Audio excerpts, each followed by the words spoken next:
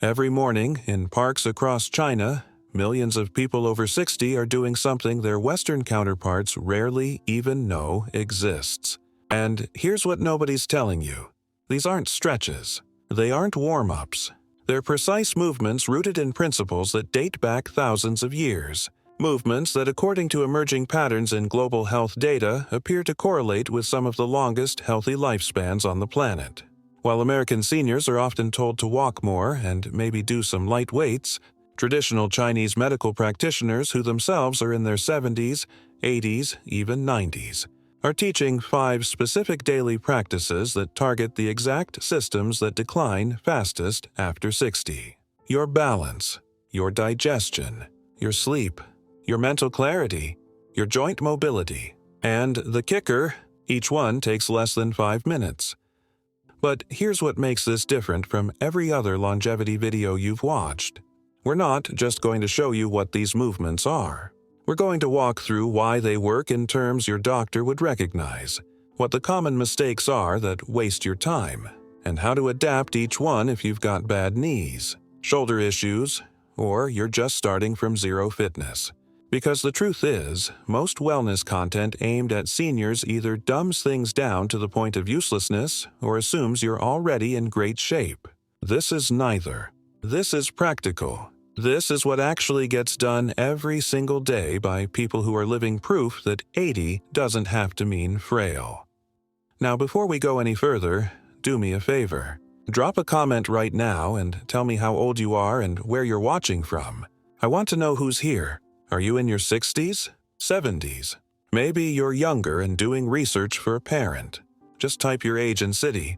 It helps me understand who I'm talking to.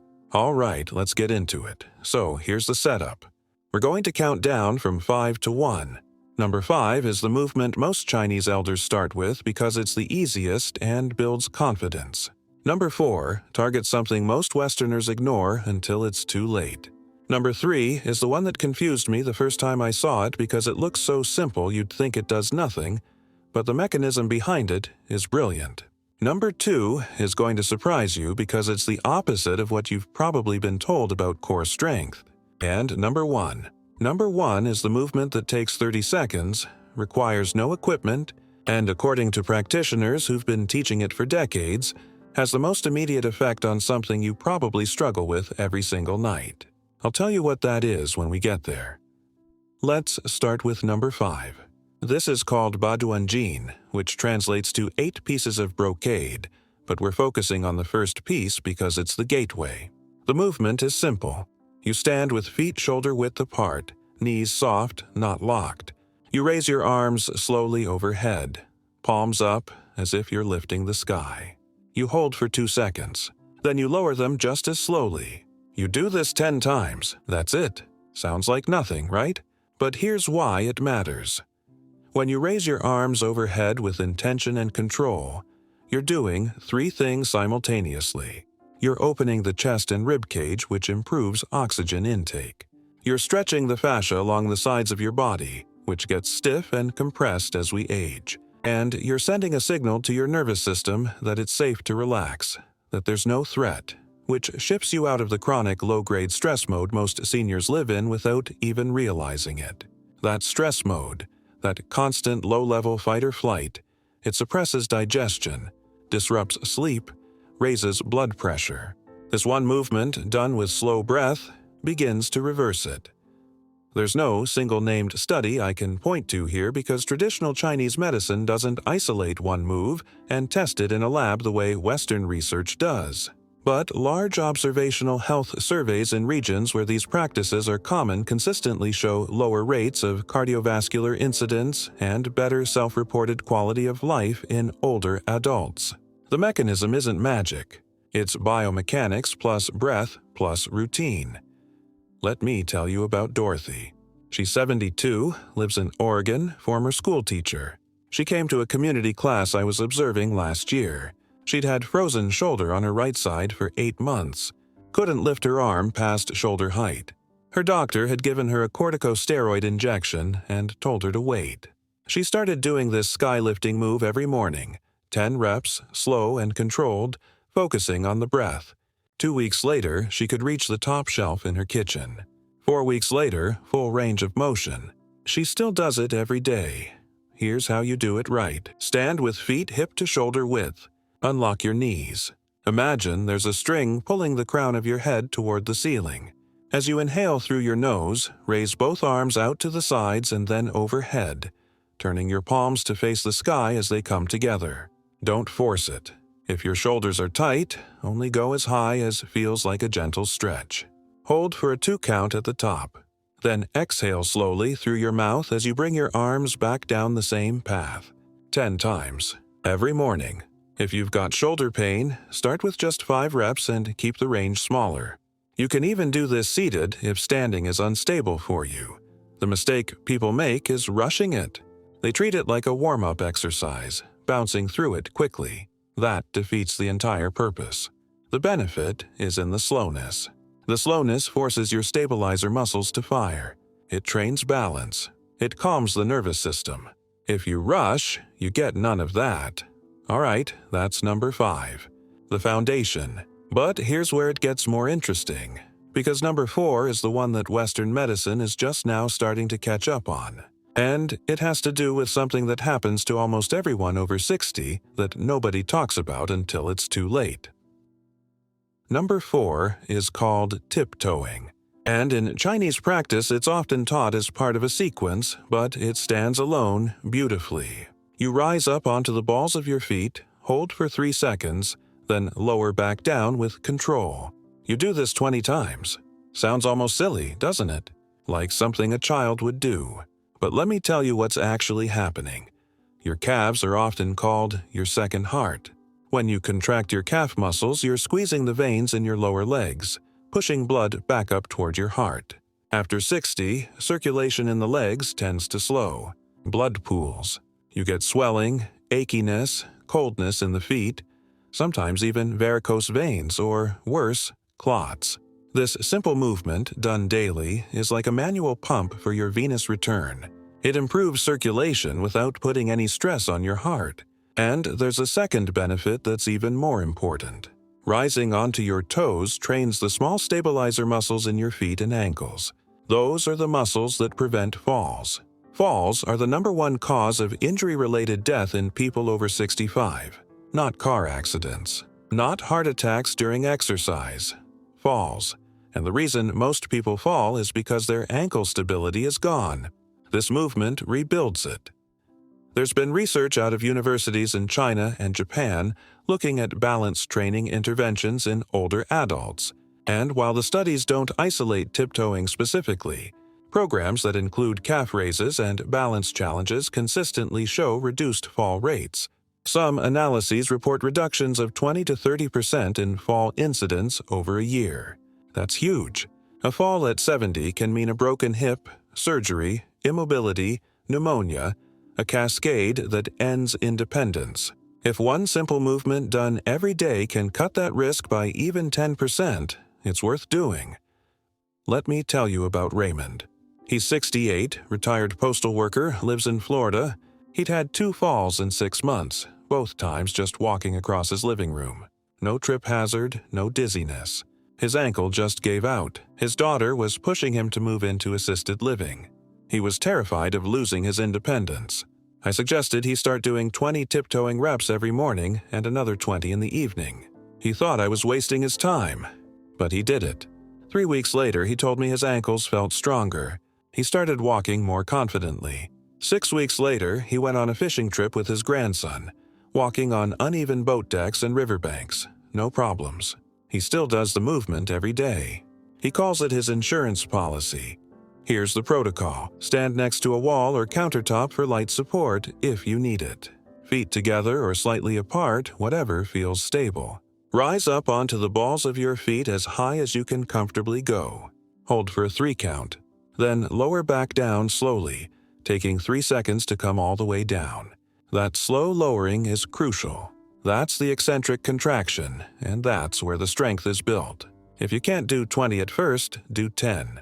If 10 is too much, do 5. The key is control. If you have to grab the wall for balance, that's fine. Over time, you'll need it less. The mistake here is doing it too fast or bouncing. If you bounce, you're using momentum, not muscle. You want muscle. You also want to make sure you're going all the way up, not just halfway. Get as high on your toes as you can. And when you lower, don't just drop. Control it. If your calves cramp, you're probably dehydrated. Drink more water and start with fewer reps. Number 2 is called abdominal breathing, and it's taught as part of nearly every traditional Chinese health practice. But most people do it wrong, or they think they're already doing it just because they breathe. Here's the difference. Normal breathing, the kind you do all day without thinking, is shallow. It fills the top third of your lungs. Your chest rises, your shoulders lift a little, and that's it. Abdominal breathing is the opposite. Your chest barely moves.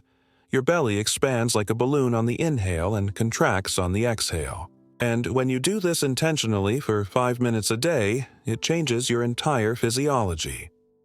Here's why it matters. Shallow chest breathing activates your sympathetic nervous system, the one responsible for stress and alertness.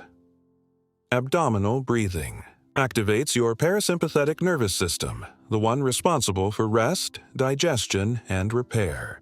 Most people over 60 are locked in sympathetic dominance.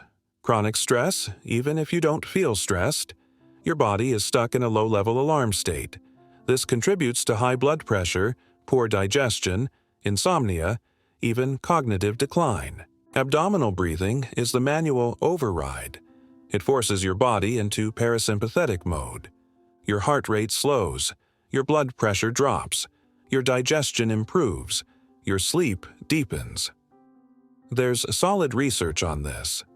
Studies on diaphragmatic breathing interventions in older adults have shown reductions in anxiety, improvements in lung function, and even measurable changes in heart rate variability, which is a marker of nervous system health. Some trials report that people who practice deep breathing for just 10 minutes a day see improvements in blood pressure comparable to low-dose medication.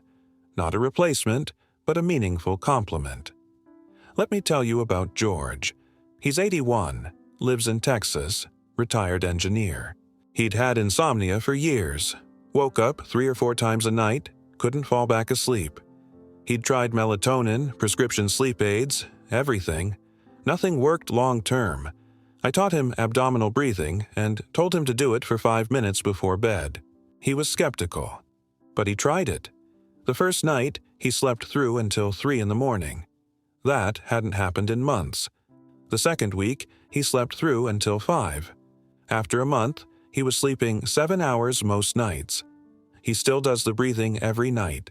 He says it's the simplest thing that ever made the biggest difference. Here's the protocol. Lie down on your back or sit in a comfortable chair. Place one hand on your chest and one hand on your belly. Inhale slowly through your nose for a count of 4. As you inhale, push your belly out against your hand. Your chest hand should barely move. Hold for a count of 2. Then exhale slowly through your mouth for a count of 6. As you exhale, pull your belly in. Again, chest shouldn't move much. Do this for 5 minutes. If counting is distracting, just focus on the belly rising and falling. If you feel lightheaded, you're breathing too fast or too deep. Slow it down. The mistake people make is reversing it. They pull their belly in on the inhale and push it out on the exhale. That's backwards. Think of your belly as a balloon. Inhale, balloon inflates. Exhale, balloon deflates. Another mistake is doing it only when you remember. The benefit comes from consistency. 5 minutes every day, ideally at the same time. Morning to start your day calm, or evening to prepare for sleep. Now here's the thing. If you've been doing these 4 movements, skylifting, tiptoeing, standing like a tree, abdominal breathing, you've already done more for your longevity than 90% of people your age. But there's one more. Number 1. And this is the one that Chinese doctors in their 80s and 90s swear by. This is the one they say is non-negotiable. It's called the spinal twist. And it's the shortest and the most immediately effective, Movement for something almost every senior struggles with: back pain and stiffness. Your spine has 33 vertebrae stacked on top of each other with discs in between. Those discs are like little cushions. As you age, they lose water content. They get thinner. The space between your vertebrae shrinks.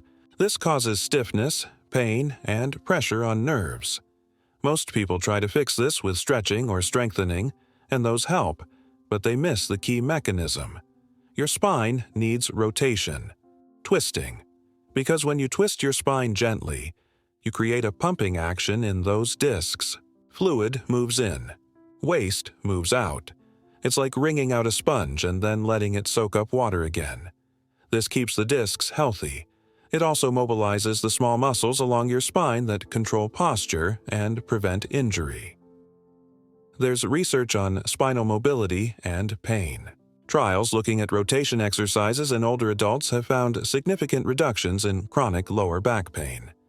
Some studies report that people who do regular spinal twists have better posture, less stiffness, and fewer episodes of acute back pain. The mechanism is straightforward. Rotation maintains disc health and muscle elasticity. Let me tell you about Patricia. She's 70, lives in Arizona, former nurse. She'd had chronic lower back pain for 5 years. Some days it was manageable. Other days she couldn't bend over to tie her shoes. She'd done physical therapy, chiropractic, yoga. Everything helped a little, but nothing lasted. I taught her the spinal twist and told her to do it every morning and every night, 30 seconds each side. She thought it was too simple to matter, but she tried it. Within a week, she noticed she could get out of bed without wincing. Within 2 weeks, the constant ache was gone. She still gets occasional flare-ups, but they're rare now. She does the twist every single day. She says it's the best 30 seconds she spends. Here's how you do it. Sit in a chair with your feet flat on the floor. Sit up tall. Place your right hand on the outside of your left knee. Place your left hand on the back of the chair or on the chair arm behind you. Inhale to lengthen your spine. Then exhale and gently twist your torso to the left, using your hands for leverage but not force. You should feel a gentle stretch along your spine and possibly in your mid-back. Hold for 5 slow breaths. Then come back to center and repeat on the other side. Right hand on right knee, twist to the right, 5 breaths. That's it. Do this every morning when you wake up and every evening before bed. The mistake people make is forcing it. This is not about how far you can twist. It's about gentle, controlled rotation. If you feel pain, back off. You should feel a stretch, not pain. Another mistake is holding your breath. Breathe. The breath is what allows the muscles to release. If you have a herniated disc or sciatica, check with your doctor before doing this. For most people, it's safe and helpful, but there are exceptions. Now, here's the kicker. If you do all 5 of these movements every day, you're looking at a total of about 15 minutes. Skylifting, 2 minutes. Tiptoeing, 2 minutes. Standing like a tree, 5 minutes. Abdominal breathing, 5 minutes. Spinal twist, 1 minute. 15 minutes. That's less time than most people spend scrolling their phone in the morning, and the return on investment is massive. Better balance, better circulation, better strength, better sleep, less pain. These are the things that determine whether you're independent and active at 80 or whether you're in a chair watching life go by. But let's talk about the real question. Why do these movements work when so much of what we're told about aging and exercise doesn't seem to? There's a principle in traditional Chinese medicine that doesn't have a direct translation, but the closest is nourishing life. It's the idea that health isn't about fighting disease or pushing your body to its limits. It's about supporting your body's natural ability to maintain balance. Western medicine tends to be reactive. You wait until something breaks, then you fix it. Chinese medicine is preventive. You do small things every day to keep things from breaking in the first place. These 5 movements embody that principle. None of them are intense. None of them are exhausting. None of them require equipment or a gym, but all of them address systems that decline with age: balance, circulation, strength, nervous system regulation, spinal health, and they do it in a way that's sustainable. You can do these movements when you're 60. You can do them when you're 90. The movements don't change. Your body adapts and benefits at every stage. There's also something psychological happening here. When you commit to a short daily practice, you're building a sense of agency. You're taking control of your health in a tangible way. That's powerful. Most seniors feel like their health is something that happens to them. Medications are prescribed, tests are ordered, diagnoses are given. There's not much they feel they can control. But these movements, you control those. You decide to do them. You feel the effects. That sense of agency reduces anxiety and improves mental health, which in turn improves physical health. It's a virtuous cycle. Now let's talk about integration. How do you actually fit these into your life? Because knowing what to do is useless if you don't do it. Here's the simplest approach. Pick a time. Same time every day. Ideally morning, because it sets the tone for the day and you're less likely to skip it. Right after you wake up, before breakfast. Go to the bathroom, drink a glass of water, then do the 5 movements in order: skylifting, tiptoeing, standing like a tree, abdominal breathing, spinal twist, 15 minutes. Then go about your day. If morning doesn't work, do it in the evening. But don't tell yourself you'll do it whenever you have time. That's a recipe for never doing it. Schedule it. Treat it like a medication. Because in a very real sense it is. It's preventive medicine. What if you miss a day? You miss a day. Don't spiral. Don't decide you've failed and give up. Just do it the next day. Consistency is more important than perfection. If you do these movements 5 days a week, you'll still see benefits. 7 days is better, but 5 is way better than 0. What if you can't do one of the movements? Modify it. If you can't stand for standing like a tree, sit and hold your arms in the hug position. If you can't do 20 tiptoes, do 10. If you can't twist your spine sitting, lie on your back and let your knees fall to one side. There's always a modification. The key is intention and consistency, not perfect form. Here's another question I get. What about other exercise? Should you still walk? Still lift weights? Yes. These 5 movements are not a replacement for all physical activity. They're a foundation. Think of them as the non-negotiables. You do these every day no matter what. Then, if you have the time and energy, you add other things. Walking, swimming, resistance training, gardening, whatever you enjoy. But if you only have 15 minutes, these 5 movements give you the most bang for your buck. Let's talk about what you can expect in terms of timeline. This is important because people give up too soon. In the first week, you probably won't feel much. Maybe a little soreness in your calves from the tiptoeing or in your thighs from standing like a tree. That's normal. That's your muscles waking up. In the second week, you'll start to notice small things. You're sleeping a little better. You're not as stiff in the morning. Your balance feels a bit more solid. In the third and fourth weeks, the changes become more obvious. You're moving more easily. You're not reaching for the wall as much. Your back doesn't hurt as much. By the end of the second month, these movements are part of your routine. You don't think about them. You just do them. And the benefits are clear. You feel younger, not in a vague, wishful way, in a measurable, functional way. But here's the thing. You have to give it time. Our culture wants instant results. Take a pill, feel better tomorrow. That's not how the body works. Your body is an accumulation of decades of habits. You can't undo that in a week, but you can start to shift it. And these 5 movements are one of the most effective tools for that shift. Now let's talk about some common objections, because I know some of you are thinking them. Objection 1, I'm too old to start. No, you're not. I've taught these movements to people in their 80s who'd been sedentary for years. They could do them. If you can stand, you can do skylifting and tiptoeing. If you can sit, you can do the spinal twist and abdominal breathing. If you can hold your arms up, you can do standing like a tree, even seated. Age is not the barrier. Fear is. And fear is something you can work with. Objection 2. I have too many health problems. I have arthritis, I have bad knees, I have heart issues. That's exactly why you should do these movements. They're low impact. They're adaptable. But yes, if you have significant health issues, talk to your doctor first. Show them what the movements are. Most doctors will approve them because they're gentle and evidence-based. If your doctor says no, ask why. Get specific. Often, the answer is they don't understand what you're asking. Show them a video if you need to. Objection 3. I don't have time. Yes, you do. 15 minutes. You have 15 minutes. You watch TV. You sit at the table after breakfast. You scroll your phone. You have time.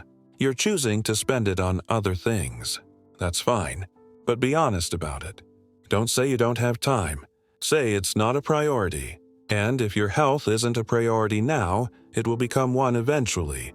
But by then, you'll have fewer options. Objection 4. I've tried exercise before and I always quit. I hear you, but these aren't exercise in the way you're thinking. Exercise feels like work. These feel like a ritual. A practice, something you do for yourself, not something you force yourself to do. The mindset shift is important. You're not exercising. You're taking care of your body the way you take care of your teeth. You brush your teeth every day. You don't negotiate with yourself about it. You don't motivate yourself. You just do it. Treat these movements the same way. Here's a deeper look at the science for those of you who like details. We talked about balance and falls. Let's expand that. Falls in older adults are usually caused by a combination of factors. Muscle weakness, especially in the legs and core. Poor proprioception, which is your body's sense of where it is in space. Vision changes. Medication side effects. Environmental hazards like rugs and poor lighting. But the biggest factor is muscle weakness and proprioception. When your legs are weak and your body doesn't know where it is, you can't react fast enough when you start to lose balance. Tiptoeing strengthens the calves and ankles. Standing like a tree trains proprioception because you're forcing your body to make constant, tiny adjustments to stay balanced. Together, these two movements directly target the two biggest fall risk factors. That's not a coincidence. That's design. Thousands of years of observation distilled into practice. Circulation. Why does it matter so much?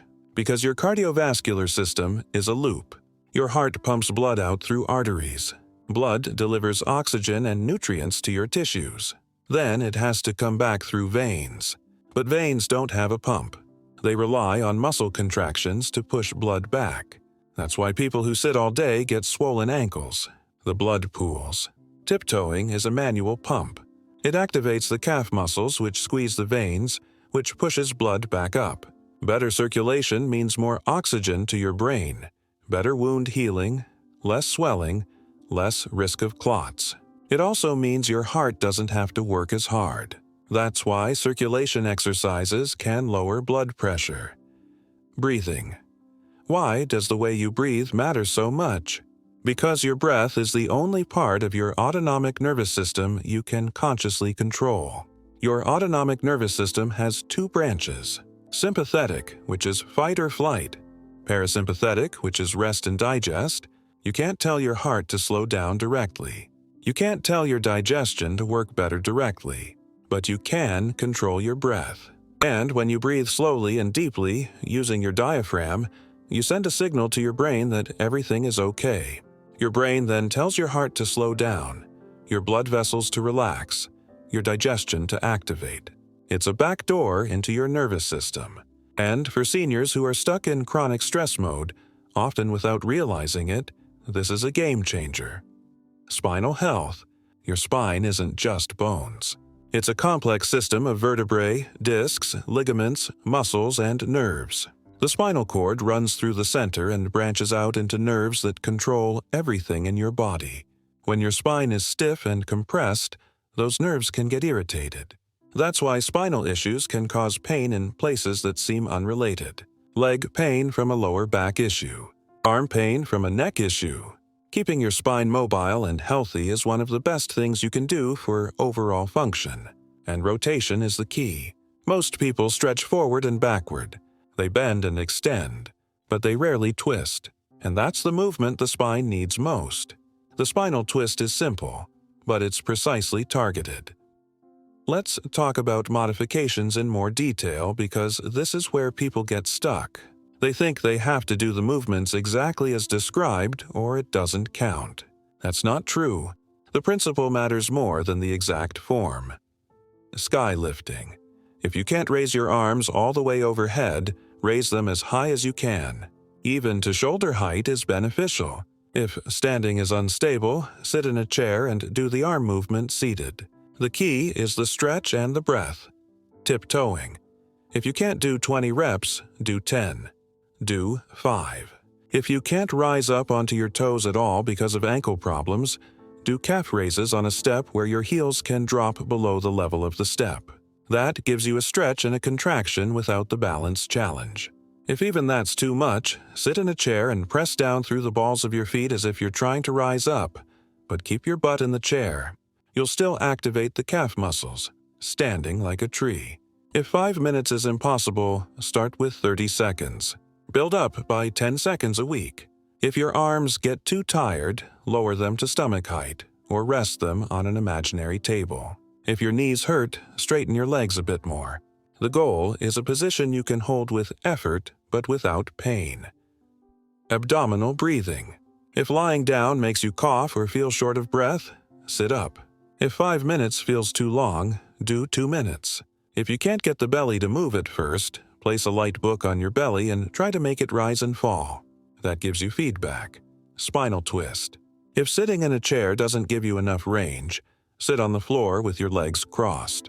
If sitting on the floor is impossible, lie on your back with your knees bent and feet flat. Let your knees fall to the left, hold, then let them fall to the right. That's a supine twist and it works the same muscles. The point is, there's always a way. You just have to be creative and listen to your body. Pain is a signal to back off. Discomfort, the feeling of a muscle working or a stretch, that's okay. That's progress. Learn the difference. Here's something else. Social proof. If you can, find a friend or a spouse or a neighbor to do these movements with you. Accountability helps. It's easier to skip something when you're alone. It's harder when someone else is counting on you. Even if you can't do them together in person, text each other. Did you do your movements today? That little nudge can be the difference between consistency and giving up. Another angle. Purpose.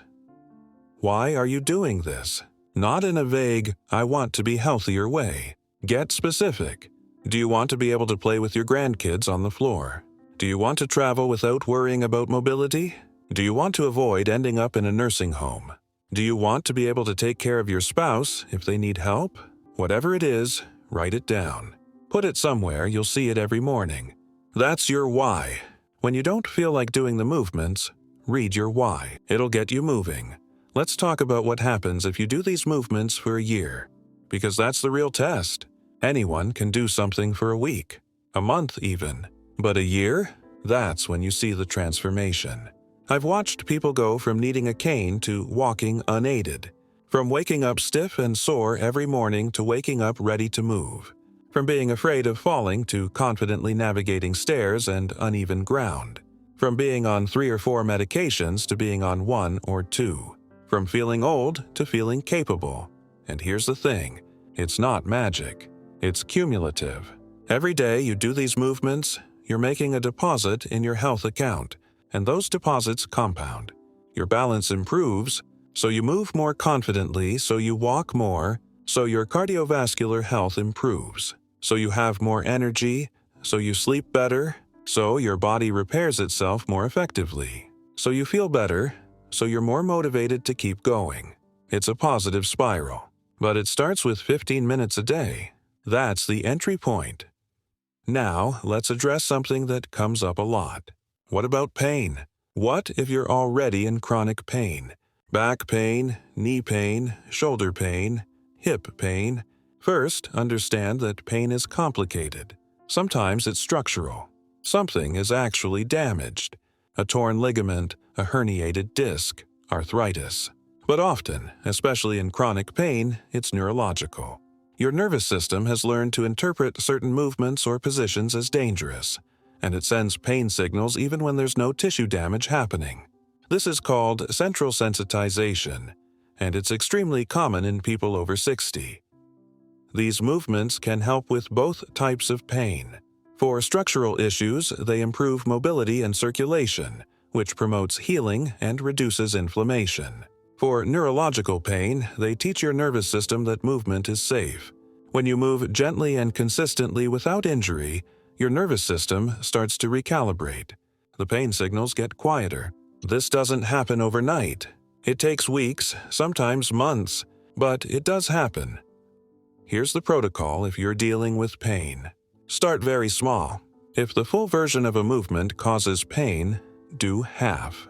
Do a quarter. Do whatever version you can do that creates sensation but not pain. Do that version every day for a week. Then try to add a little bit more range or a little bit more time. Progress slowly. Your nervous system needs proof that movement is safe. Give it that proof gradually. And if something consistently causes sharp pain, stop and check with a doctor. Dull ache, muscle soreness, that's normal.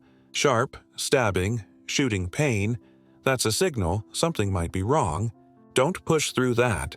Be smart. Let's talk about breathing in more depth because it's the one movement people underestimate the most. You breathe all day, every day. How could the way you breathe matter? But here's the thing. Most people breathe wrong.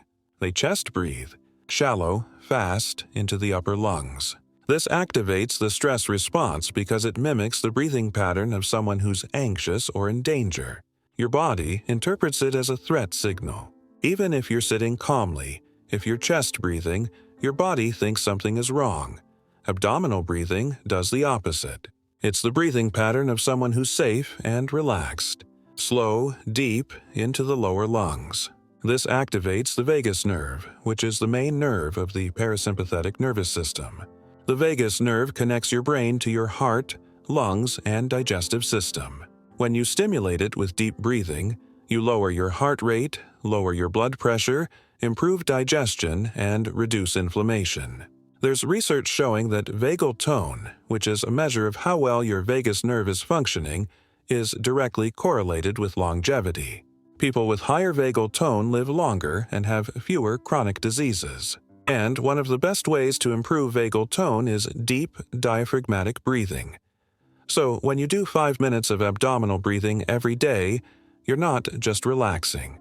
You're literally training your nervous system to function better. You're improving your vagal tone. You're teaching your body how to shift out of stress mode and into healing mode. And the effects are cumulative. The more you do it, the easier it becomes for your body to access that relaxed state. Eventually, you can drop into deep breathing for 30 seconds in the middle of a stressful situation and feel an immediate shift. That's a skill you build through daily practice. Here's a technique to make abdominal breathing even more effective. As you exhale, make a soft sound, a sigh, a hum, a long ah. This extends the exhale and creates a vibration in your chest that further stimulates the vagus nerve. It feels a little silly at first, but it works. Try it. Inhale deeply through your nose for 4 counts, belly rising. Then exhale through your mouth for 6 counts, making a soft hum or sigh. Do that 10 times. You'll feel the difference immediately. Let's talk about standing like a tree in more detail because this one confuses people. They don't understand why standing still is so beneficial. Here's a metaphor. Imagine you're holding a gallon of milk in one hand with your arm extended straight out to the side. How long can you hold it? Maybe 30 seconds before your arm starts to shake. Maybe a minute before you have to put it down. That's isometric strength. Your muscle is contracting continuously without moving. It's exhausting. But it builds a type of endurance and stability that regular lifting doesn't. Standing like a tree does this for your entire body. Your legs are in a partial squat, so your quads and glutes are contracting continuously. Your arms are held up, so your shoulders and upper back are working. Your core is engaged to keep you upright. Every stabilizer muscle in your body is firing. And here's the key. Stabilizer muscles are the ones that prevent injury. They're the small muscles that make tiny adjustments to keep you balanced and aligned. When you do dynamic movements like walking or lifting, your big muscles do most of the work and your stabilizers don't get trained as much. But when you hold a static position, your stabilizers have to fire constantly. That's why standing like a tree is so effective for balance and stability. There's also a meditative component. When you hold the position, your mind can't wander. You have to focus or you'll lose the posture. This forced focus is a form of mindfulness. You're present in your body. You're aware of every sensation. This trains your mind to concentrate, which has benefits beyond the physical. Studies on mindfulness and meditation consistently show improvements in memory, attention, and emotional regulation in older adults. Standing like a tree gives you those benefits while also building physical strength. It's efficient. If you want to go deeper, there's a visualization you can add. As you stand, imagine roots growing from your feet down into the earth. Feel yourself grounded, stable, immovable. Then imagine energy or light flowing up from the earth through your legs, filling your torso, flowing down your arms. This visualization enhances the meditative aspect and helps you stay focused. It sounds abstract, but try it. It makes the practice more engaging. Now, let's talk about something practical. What do you do when you travel?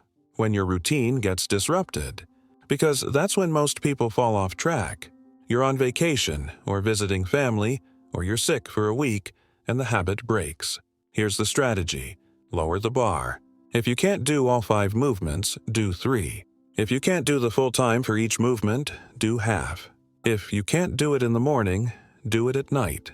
The key is to do something every day, even if it's not the full practice. Because the habit of doing it is as important as the movements themselves. Once the habit breaks, it's hard to restart. But if you maintain it, even in a reduced form, you can ramp back up easily when you're back to normal. Here's a travel version.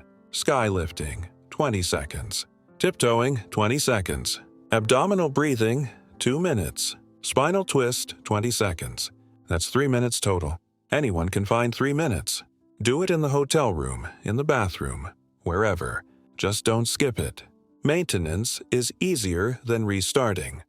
Let's talk about the role of these movements in managing specific conditions. Arthritis. Osteoarthritis, the wear and tear kind, is almost universal in people over 60. Joints get stiff, movement hurts, so you move less, which makes the joint stiffer, which makes movement hurt more. It's a vicious cycle. These movements break that cycle. Gentle movement, done daily, keeps the joints lubricated. Synovial fluid, the stuff that cushions your joints, it circulates when you move. If you don't move, it gets thick and sticky. Regular movement keeps it fluid. Skylifting mobilizes the shoulders. Tiptoeing mobilizes the ankles. Spinal twist mobilizes the spine. Standing like a tree strengthens the muscles around the knees and hips, which takes pressure off the joints. For arthritis, movement is medicine. But it has to be gentle, consistent movement. Not high impact, not sporadic. These 5 movements fit that bill perfectly. Diabetes. Type 2 diabetes is rampant in older adults. And while diet is the biggest factor, movement matters too.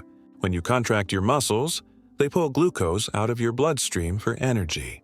This happens independently of insulin. So even if you're insulin resistant, muscle contraction lowers your blood sugar. Regular movement also improves insulin sensitivity over time. Studies show that people who do consistent, moderate exercise have better blood sugar control than those who don't, even if they're on medication. These movements aren't intense enough to spike your blood sugar or cause hypoglycemia, but they are enough to have a beneficial effect over time, especially standing like a tree. That continuous muscle contraction for 5 minutes is a significant glucose sink. Tiptoeing mobilizes the ankles. Spinal twist heart disease. This is the big one. The #1 killer of older adults. And while medications and procedures have their place, lifestyle is the foundation. These movements support cardiovascular health in multiple ways. Tiptoeing improves venous return, which reduces the workload on your heart. Abdominal breathing lowers blood pressure and heart rate. Standing like a tree may improve blood pressure regulation. The cumulative effect is a cardiovascular system that's less stressed and more efficient. Will these movements prevent a heart attack? No single thing can promise that. But they contribute to a risk profile that's lower than if you did nothing. And that's what prevention is. Small actions that shift the odds in your favor. Cognitive decline. Everyone's afraid of dementia. And while there's no guaranteed prevention, there are things that reduce risk. One of them is physical activity. Exercise increases blood flow to the brain, promotes the growth of new neurons, and reduces inflammation. But it's not just any exercise. Balance training specifically has been shown to have cognitive benefits because balance requires coordination between multiple brain regions. You're integrating sensory input from your eyes, inner ears, and muscles, and your brain has to process all of that in real time to keep you upright. That's cognitive work. Standing like a tree is intense balance training. The longer you do it, the more your brain has to work to keep you stable. That's good for your brain. And abdominal breathing reduces stress, which is a major risk factor for cognitive decline. Chronic stress damages the hippocampus, the brain region responsible for memory.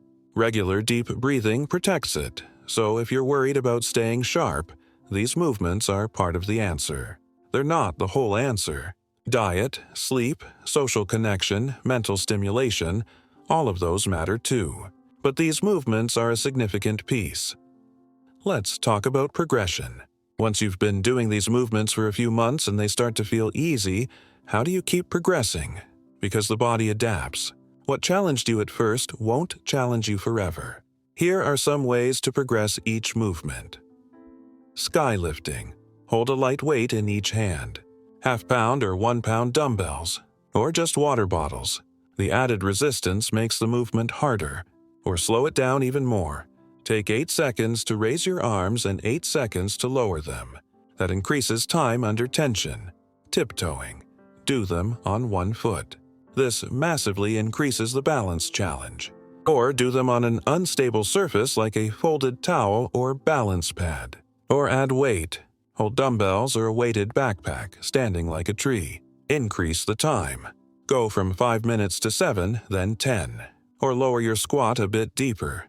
Or close your eyes. This removes visual input and forces your body to rely on proprioception alone. It's incredibly challenging abdominal breathing. Increase the breath hold. Inhale for 4, hold for 4, exhale for 6. Or try box breathing. Inhale for 4, hold for 4, exhale for 4, hold for 4. This is what Navy SEALs use to manage stress. Spinal twist. Increase the hold time. Go from 5 breaths to 10. Or add a side bend before the twist. Reach one arm overhead and lean to the opposite side, then twist. This adds a lateral stretch. The key is to progress gradually. Don't jump from 5 minutes of standing like a tree to 15 minutes. That's too much too fast. Add a minute a month. Progress slowly and sustainably. Here's something that doesn't get talked about enough. Joy. Longevity isn't just about living a long time. It's about living well, having energy, having mobility, being able to do the things you love. And there's joy in feeling your body work the way it's supposed to. In standing up from a chair without using your hands. In walking upstairs without getting winded. In bending down to pick up a grandchild without pain. These movements give you that. They give you function. And function gives you freedom. Freedom gives you joy. I've seen people cry when they realize they can do something they thought they'd lost forever. Gardening, dancing, hiking, playing with kids. It's not dramatic. It's quiet. But it's profound. Because the loss of function is a form of grief. And the return of function is a form of resurrection. So yes, these movements improve your biomarkers. Your blood pressure, your balance, your strength. But more importantly, they improve your life. The daily texture of it. The ease with which you move through the world, that's what matters. Let's talk about combining these movements with other healthy practices. Because nothing exists in isolation. Your body is a system. Sleep, nutrition, stress management, social connection, movement, they all interact. If you do these 5 movements every day but you sleep 4 hours a night and eat garbage, you'll get some benefit, but not much. The movements are a foundation. They're necessary, but not sufficient. Here's a holistic approach. Do the 5 movements every morning. Eat real food, mostly plants, not too much. Drink water. Get 7 to 8 hours of sleep. Spend time with people you care about. Have a sense of purpose, something you're working toward or contributing to. Manage stress, whether through these breathing practices or something else. If you do those things, you're giving yourself the best possible chance at a long, healthy, functional life. No guarantees, genetics and luck play a role. But you control more than you think. Let's talk about skepticism. Some of you are reading this and thinking, this sounds too simple. How could 5 basic movements change my health? And I get it. We're conditioned to think that if something is simple, it can't be powerful. That real change requires suffering, intense workouts, restrictive diets, expensive treatments. But that's not true. Simple doesn't mean easy. These movements are simple to understand, but they require consistency. And consistency is hard. It's boring. There's no dramatic moment, no finish line. Just the same 15 minutes every day for the rest of your life. That's the challenge. Not the movements themselves, but the commitment to keep doing them when they stop being novel. But here's the thing. The simplicity is the point. Complexity doesn't scale. You can't sustain something complicated for years. You can sustain something simple. These movements are designed to be done for decades. They're not a phase. They're a practice. A lifelong practice. And that's why they work, because they're sustainable. If you're still skeptical, I'd say this. Try it. Give it 3 months. Do all 5 movements every day for 90 days and see what happens. Track something objective. Your resting heart rate. Your blood pressure. How many times you wake up at night. How long you can stand on one foot with your eyes closed. Something you can measure. Then compare where you are at 90 days to where you are now. If there's no difference, you've lost nothing but 15 minutes a day. But I'm willing to bet you'll see a difference. Maybe a small one. Maybe a big one. But something.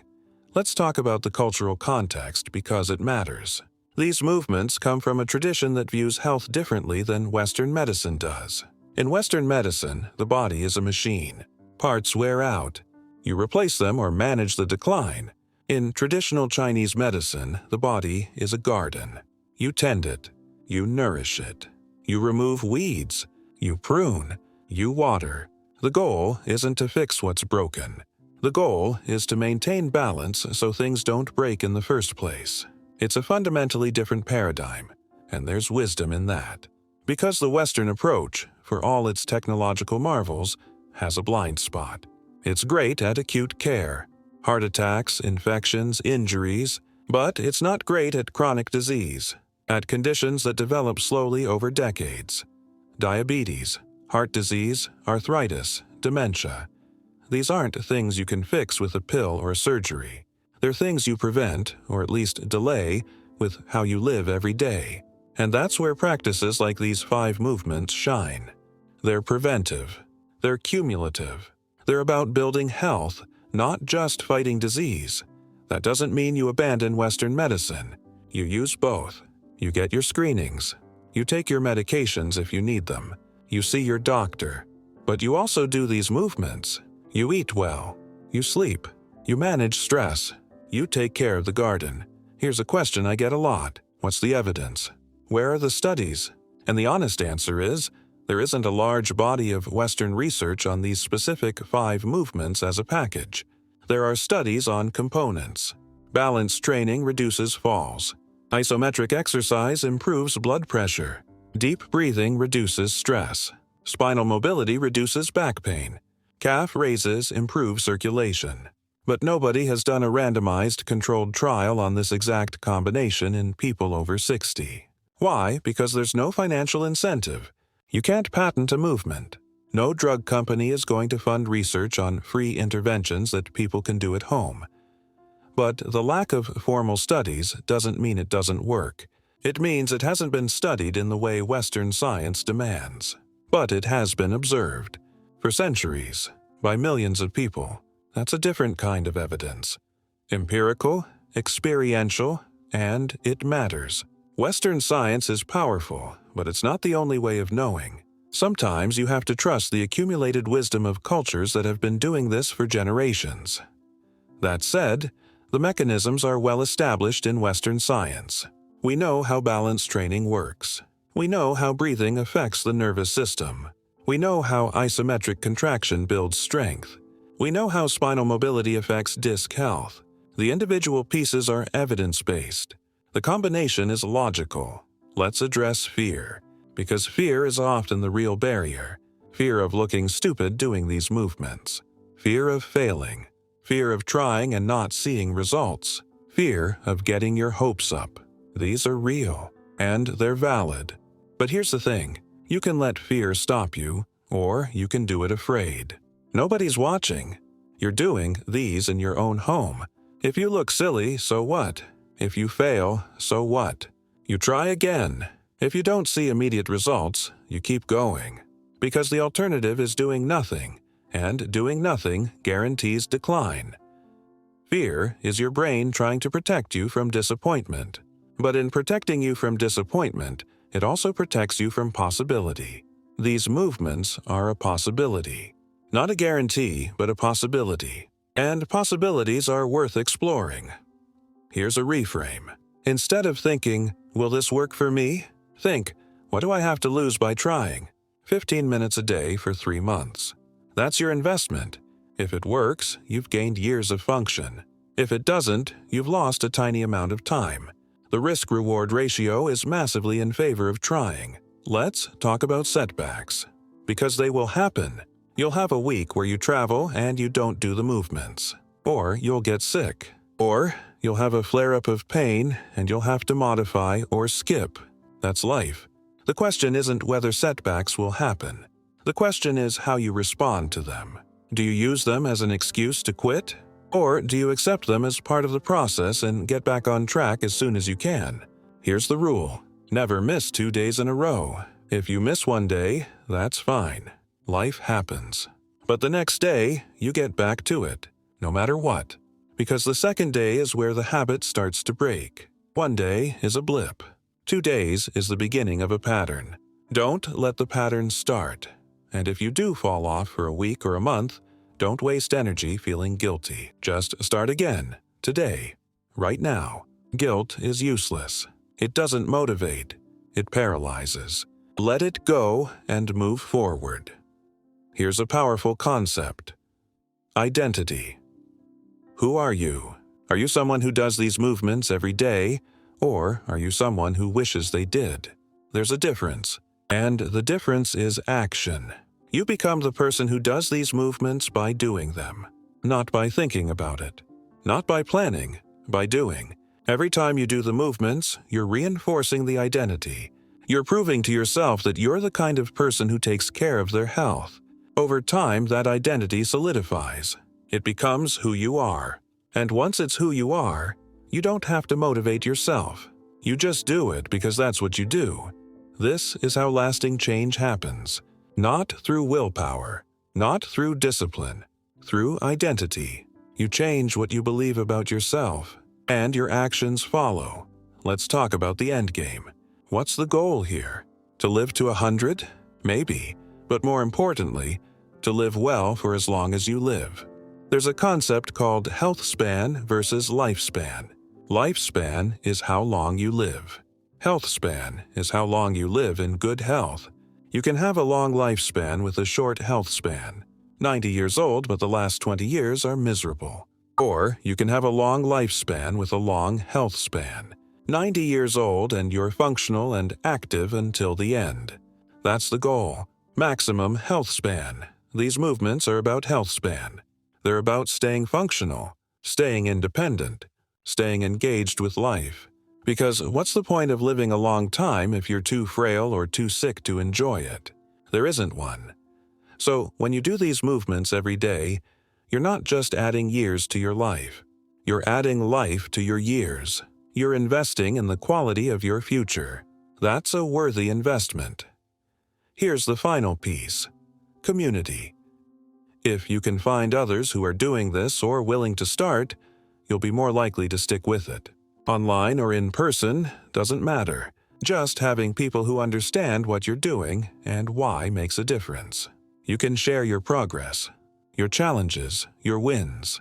You can encourage each other. Humans are social animals.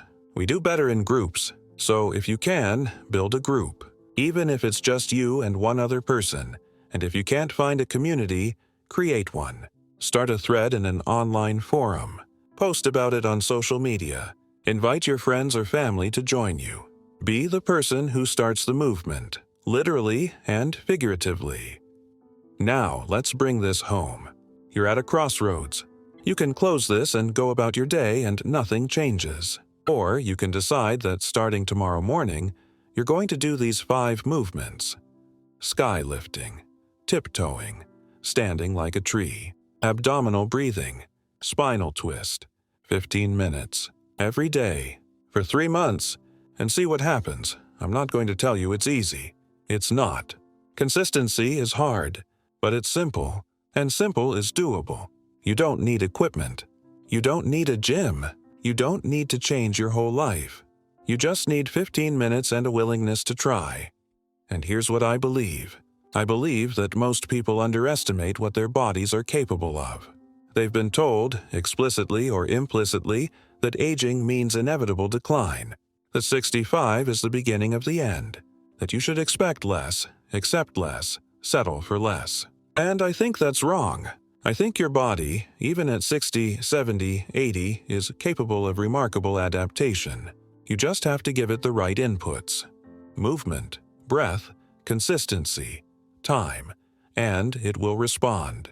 Maybe not as fast as it did when you were 30, but it will respond. These 5 movements are the inputs. They're not the only inputs, but they're powerful ones. They address the systems that matter most for functional longevity. And they're accessible to almost everyone. You don't need to be fit to start. You start where you are and you build from there. So here's my question for you. Not will you do this? That's up to you. But if you do decide to try it, which of these 5 movements do you think will make the biggest difference in your life? Is it the tiptoeing because you're worried about falls? Is it the abdominal breathing because you don't sleep well? Is it standing like a tree because you want to build strength? Drop a comment and tell me, which one speaks to you and why? I want to hear your story.